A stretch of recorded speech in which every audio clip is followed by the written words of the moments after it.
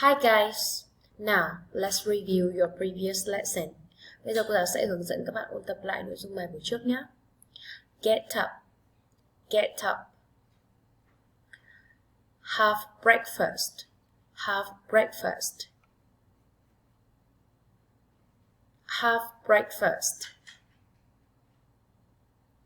Have lunch, have lunch. Go home, go home. Go to bed, go to bed. Have dinner, have dinner.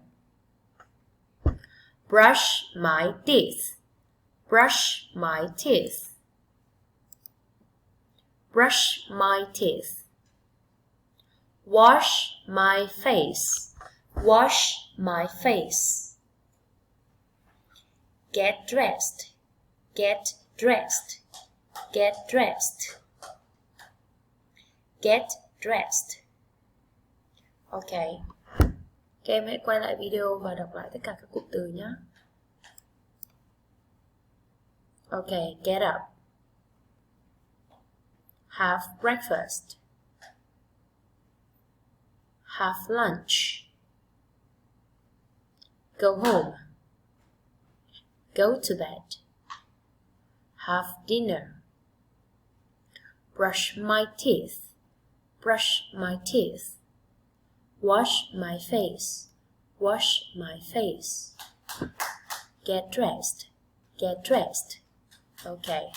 Bây giờ ta chuyển sang phần quan trọng, cách đọc các động từ. Đối với trường này đã giải thích rất kỹ phần cách sử dụng ngữ pháp phần này rồi đúng không ạ? Với chủ ngữ là I, we, you, they thì động từ các bạn thấy rằng người ta giữ nguyên, người ta không chia gì cả. Và đã in màu đỏ đây ạ. I get up at 5:30 a.m. We have breakfast at 6:30. You open your book. They brush their teeth twice a day. They do their homework before bedtime. They go to bed at 9:30 p.m. Okay. Next one. Thế nhưng các bạn nhìn thấy sự thay đổi của động từ khi với chủ ngữ là she, he, it, đừng lâu câu không ạ? Ví dụ như là she gets up at 5:30 a.m. Nếu như ở trên get của cô giáo giữ nguyên thì gets ở dưới này cô giáo thêm gì ạ? Thêm s. She has breakfast at 6:30.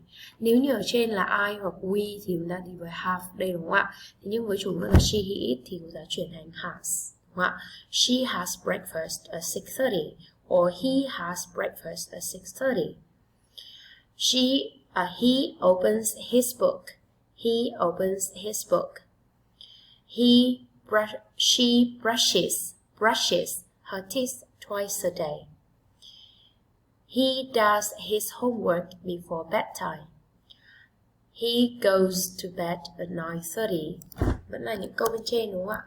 Thế nhưng bạn để ý rằng là động từ người ta được chia đúng không ạ? Now listen and repeat after me. Gets, has, opens, brushes, does, goes.